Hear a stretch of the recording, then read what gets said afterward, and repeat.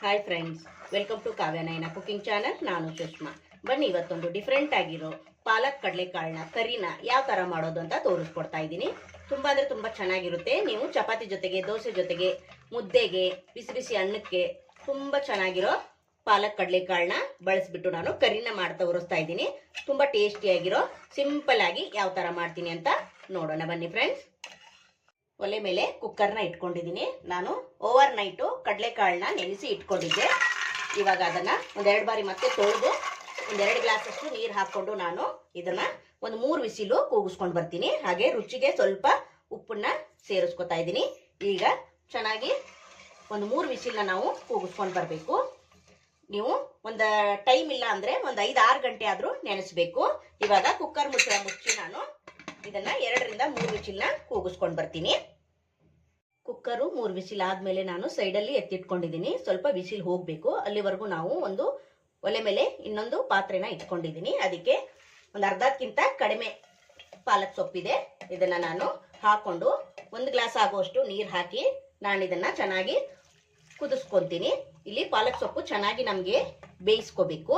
ಮೆತ್ತಗೆ ಸ್ವಲ್ಪ ಒಂದು 5 ನಿಮಿಷ ಸಾಕು ಬೇಯಿಸ್ಕೊಂಡ್ರೆ. ಒಂದು 5 ನಿಮಿಷ ಆದ್ಮೇಲೆ ನಾನು ನಿಮಗೆ ತೋರಿಸ್ಕೊಡ್ತೀನಿ.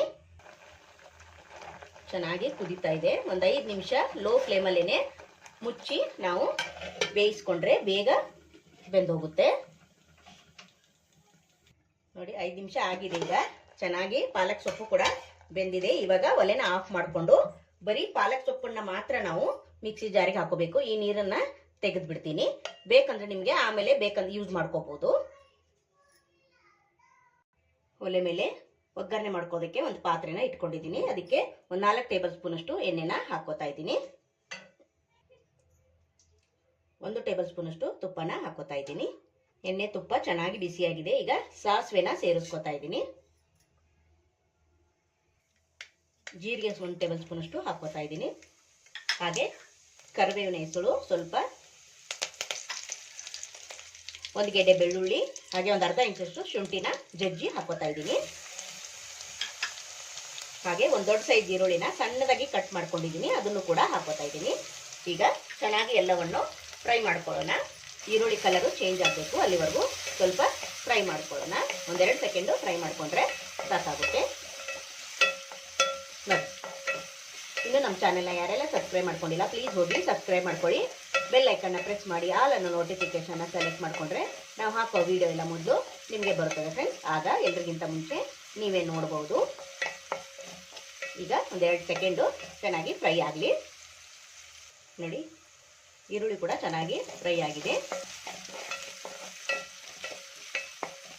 ನಾನಿಲ್ಲಿ 2 ಟೊಮೊಟೊನ ಸಣ್ಣದಾಗಿ ಕಟ್ ಮಾಡಿಕೊಂಡು ಹಾಕೋತಾ ಇದ್ದೀನಿ. ಈಗ ಚೆನ್ನಾಗಿ ಇದನ್ನು ಕೂಡ ಫ್ರೈ ಮಾಡ್ಕೊಳ್ಳಿ. ಇದ್ರ ಜೊತೆಗೆ ನಾನು ಒಂದು 1/4 ಚಮಚದಷ್ಟು ಅರಿಶಿನ ಪುಡಿನ ಹಾಕೊಂಡು ಫ್ರೈ ಮಾಡ್ಕೊತೀನಿ. ಇದು ಕೂಡ ಅಷ್ಟೇ, ಟೊಮೊಟೊ ಚೆನ್ನಾಗಿ ಮೆತ್ತಗಾಗಬೇಕು, ಅಲ್ಲಿವರೆಗೂ ಫ್ರೈ ಮಾಡ್ಕೋಬೇಕು.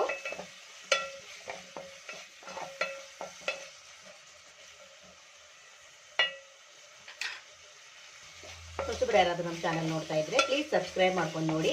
ವಿಡಿಯೋನ ಎಲ್ಲೂ ಕೂಡ ಸ್ಕಿಪ್ ಮಾಡಬೇಡಿ, ಪೂರ್ತಿಯಾಗಿ ವಿಡಿಯೋ ನೋಡಿದ್ರೆ ತುಂಬ ಹೆಲ್ಪ್ ಆಗುತ್ತೆ ಫ್ರೆಂಡ್ಸ್.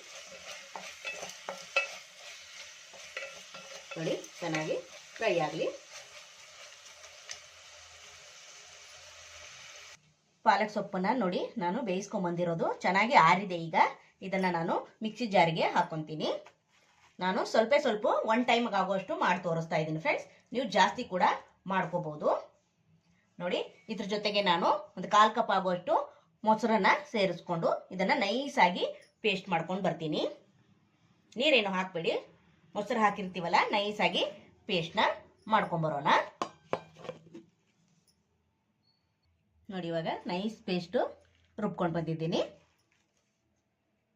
ಇಲ್ಲಿ ನೋಡಿ, ಟೊಮೊಟೊ ಕೂಡ ಚೆನ್ನಾಗಿ ಫ್ರೈ ಆಗಿದೆ. ಇಷ್ಟಾದರೆ ಸಾಕು. ಇದಕ್ಕೆ ನಾನು ಧನಿಯಾ ಪುಡಿ ಒಂದು 1/4 ಚಮಚ ಹಾಕೋತಾ ಇದ್ದೀನಿ. ಹಾಗೆ ಗರಂ ಮಸಾಲ ಕೂಡ 1/4 ಚಮಚ ಹಾಕೋತಾ ಇದ್ದೀನಿ. ಹಾಗೆ ಜೀರಿಗೆ ಪುಡಿ ಅದು ಕೂಡ 1/4 ಚಮಚ ಅಷ್ಟು. ಹಾಗೆ ಇಲ್ಲಿ ಖಾರದ ಪುಡಿ ನಾನು 1 ಟೇಬಲ್ ಸ್ಪೂನ್ ಅಷ್ಟು ಹಾಕೋತಾ ಇದ್ದೀನಿ. ನೀವು ಖಾರ ನೋಡಿಕೊಂಡು ಹಾಕೋಬಹುದು. ಈಗ ಚೆನ್ನಾಗಿ ಒಂದ್ಸತಿ ಮಿಕ್ಸ್ ಮಾಡ್ಕೊಳ್ಳೋಣ. ನೋಡಿ, ನಾನು ಪಾಲಕ್ ಸೊಪ್ಪನ್ನ ಪ್ಯೂರಿ ಮಾಡ್ಕೊಂಡು ಬಂದನಲ್ಲ ಅದನ್ನು ಇವಾಗ ಹಾಕ್ಕೊತೀನಿ. ನೀವು ಇದೇ ಕ್ವಾಂಟಿಟಿನ ಡಬಲ್ ಆಗಿ ಕೂಡ ಮಾಡ್ಕೋಬೋದು. ನಾನು ಸ್ವಲ್ಪನೇ ಮಾಡ್ತಾ ಇದ್ದೀನಿ, ಒನ್ ಟೈಮ್ಗೆ ಆಗುವಷ್ಟು. ನೋಡಿ ಇವಾಗ ಇದನ್ನು ಕೂಡ ಚೆನ್ನಾಗಿ ಮಿಕ್ಸ್ ಮಾಡ್ಕೊಳ್ಳೋಣ. ಸ್ವಲ್ಪ ಮಿಕ್ಸಿ ಜಾರಿಗೆ ಹಾಕಿ ನೀರನ್ನು ಇಲ್ಲಿ ಹಾಕೊತೀನಿ. ನೋಡಿ ಈಗ ಸ್ವಲ್ಪನೇ ನೀರು ಹಾಕೋತಾ ಇದ್ದೀನಿ. ಹಾಕ್ಕೊಂಡು ಇದನ್ನು ಚೆನ್ನಾಗಿ ಒಂದೆರಡು ಸೆಕೆಂಡು ಕುದಿಸ್ಕೊಳ್ಳೋಣ. ಚೆನ್ನಾಗಿ ಬೇಯಬೇಕಿಲ್ಲಿ, ಎಣ್ಣೆಯಲ್ಲಿ ಚೆನ್ನಾಗಿ ಫ್ರೈ ಮಾಡ್ಕೋಬೇಕಿಲ್ಲಿ. ನೋಡಿ ಈಗ ಚೆನ್ನಾಗಿ ಫ್ರೈ ಆಗಿದೆ, ನೋಡ್ತಾ ಇದ್ದೀರಾ ಸೈಡ್ ಎಲ್ಲ ಎಣ್ಣೆ ಬಿಡ್ತಾ ಇದೆ.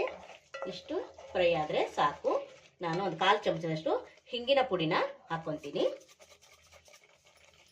ಹಾಗೆ ಇಲ್ಲಿ ಕಸ್ತೂರಿ ಮೇಥಿ 1 ಟೇಬಲ್ ಸ್ಪೂನ್ ಅಷ್ಟು ತಗೊಂಡಿದ್ದೀನಿ. ಹಾಗೆ ಚೆನ್ನಾಗಿ ಒಂದ್ಸತಿ ಮಿಕ್ಸ್ ಮಾಡಿಕೊಂಡು ನಾನು ಕಡಲೆಕಾಳನ್ನ ಬೇಯಿಸ್ಕೊಂಡು ಬಂದಿದ್ನಲ್ಲ, 3 ವಿಷಲ್ ಆದಮೇಲೆ ನಿಮಗೆ ತೋರಿಸಿಲ್ಲ ನಾನಿನ್ನ. ಚೆನ್ನಾಗಿ ಕಡಲೆಕಾಳು ಬೆಂದಿದೆ. ಇವಾಗ ಅದನ್ನ ಈಗ ಸೇರಿಸ್ಕೊತೀನಿ.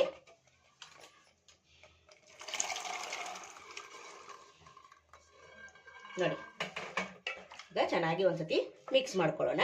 ಇಲ್ಲಿ ನಿಮಗೆ ಗ್ರೇವಿ ಎಷ್ಟು ಬೇಕೋ, ತಿಕ್ಕಾಗಿರ್ಬೇಕಾ ಅಥವಾ ತೆಳವಾಗಿ ಬೇಕಾ ಅನ್ನೋದು ನೀವು ಎಷ್ಟು ಬೇಕೋ ನೋಡಿಕೊಂಡು ನೀರನ್ನು ಇಲ್ಲಿ ಸೇರಿಸ್ಕೊಳ್ಳಿ. ನಾನು ಕುಕ್ಕರಲ್ಲಿ ಏನು ನೀರಿತ್ತೋ ಅಷ್ಟನ್ನು ಮಾತ್ರ ಸೇರಿಸ್ಕೊತೀನಿ, ಜಾಸ್ತಿ ನೀರು ಹಾಕಕ್ಕೆ ಹೋಗಲ್ಲ. ತುಂಬ ಅಂದರೆ ತುಂಬ ಚೆನ್ನಾಗಿರುತ್ತೆ ಫ್ರೆಂಡ್ಸ್. ನೀವು ಕೂಡ ಒಂದ್ಸತಿ ಟ್ರೈ ಮಾಡಿ ನೋಡಿ. ರೊಟ್ಟಿ ಜೊತೆಗೆ, ಚಪಾತಿ ಜೊತೆಗೆ, ದೋಸೆಗೆ, ಬಿಸಿ ಬಿಸಿ ಮುದ್ದೆ, ಅನ್ನಕ್ಕೆ ಸೂಪರ್ ಆಗಿರೋ ಕಡಲೆಕಾಳು ಪಾಲಕ್ ಕರ್ರಿ ಮಾಡ್ತಾ ಇದ್ದೀನಿ ನಾನು. ಈಗ ಚೆನ್ನಾಗಿ ಇದನ್ನ ಕುದಿಸ್ಕೊಳ್ಳೋಣ. ನೋಡಿ ಈಗ ಚೆನ್ನಾಗಿ ಕುದೀತಾ ಇದೆ. ಈ ಟೈಮಲ್ಲಿ ನೀವು ಉಪ್ಪು ಖಾರ ಏನಾದರೂ ಕಡಿಮೆ ಅನ್ಸಿದ್ರೆ ಹಾಕೊಳ್ಳಿ. ನಾನೀಗ ಲಾಸ್ಟಲ್ಲಿ ಕೊತ್ತಂಬರಿ ಸೊಪ್ಪನ್ನ ಸೇರಿಸ್ಕೊತಾ ಇದ್ದೀನಿ.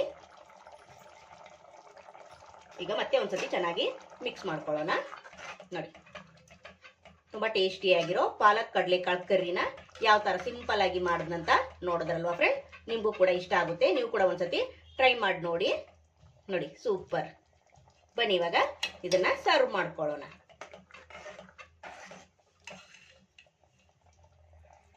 ನೋಡಿ ಫ್ರೆಂಡ್ಸ್, ಬೌಲ್ಗೆ ಸರ್ವ್ ಮಾಡ್ಕೊತಾ ಇದ್ದೀನಿ. ನೋಡಿ ವಾವ್, ಸೂಪರ್, ಸಖತ್ತಾಗಿದೆ ಫ್ರೆಂಡ್ಸ್. ನೀವು ಕೂಡ ಒಂದ್ಸತಿ ಟ್ರೈ ಮಾಡಿ ನೋಡಿ. ಪಾಲಕ್ ಕಡಲೆಕಾಳು ಕರ್ರಿನ ಯಾವ ಥರ ಮಾಡಿದ್ದೀನಿ, ಸಿಂಪಲ್ ಆಗಿ ಮನೇಲಿ ಇರೋ ಸಾಮಗ್ರಿಗಳನ್ನ ಬಳಸಿ ಅಂತ ತೋರಿಸ್ಕೊಟ್ಟಿದ್ದೀನಿ. ನೀವು ಕೂಡ ಒಂದ್ಸತಿ ಟ್ರೈ ಮಾಡಿ ನೋಡಿ, ನಿಮಗೂ ಕೂಡ ಇಷ್ಟ ಆಗುತ್ತೆ. ನೋಡ್ತಾ ಇದ್ದೀರಾ ಫ್ರೆಂಡ್ಸ್, ಬಾಯಲ್ಲಿ ನೀರು ಬರ್ತಾ ಇದೆ ಅಲ್ವಾ? ಹಾಗಾದರೆ ನೀವು ಕೂಡ ಟ್ರೈ ಮಾಡಿ ನೋಡಿ, ನಿಮಗೂ ಈ ರುಚಿ ತುಂಬ ಇಷ್ಟ ಆಗುತ್ತೆ. ಈ ವಿಡಿಯೋ ನಿಮಗೆ ಇಷ್ಟವಾದರೆ ಪ್ಲೀಸ್ ಲೈಕ್ ಮಾಡಿ, ಶೇರ್ ಮಾಡಿ, ಕಮೆಂಟ್ ಮಾಡಿ, ಸಬ್ಸ್ಕ್ರೈಬ್ ಮಾಡ್ಕೊಳ್ಳಿ. ನಮ್ಮ ವಿಡಿಯೋ ನೋಡಿದ್ದಕ್ಕಾಗಿ ನಿಮ್ಮೆಲ್ಲರಿಗೂ ಧನ್ಯವಾದಗಳು. Thank you for watching. ನಮಸ್ಕಾರ ಫ್ರೆಂಡ್ಸ್.